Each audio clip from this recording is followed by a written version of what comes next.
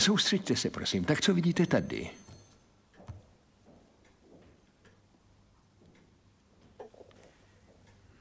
Skvrnu?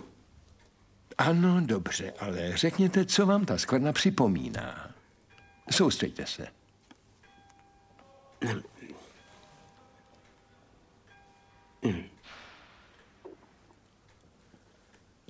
Čistírnu? Kentáne, jde o tvar té skvrny, ne o to, jak ji vyčistit. Promiňte.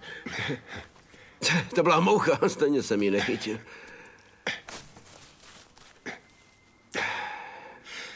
Tak co ta skvrna? Je taky na kravatě.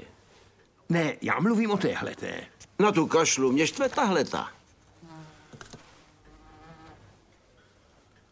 Nehýbejte se.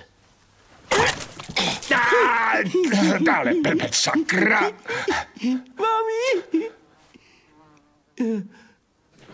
Snažil jsem se, ale uletěla mi, přitom jsem ji už držel. Je mi moc líto, nemůžu ho vzít. Ne, to mi neříkejte. Vyšetřil jsem ho, to není cvok. Je to malý mentál, naprosto neschopný vymanit se z přítomnosti. Mluvte jasně, doktore. Dobrá, je to neuvěřitelný blbec. Musím se ho zbavit, bylo by mu lépe v útulku. Ten je pro blázny, ne pro blbce. Měli by se postavit útulky pro blbce, ale představte si, jak by ty budovy musely být velké.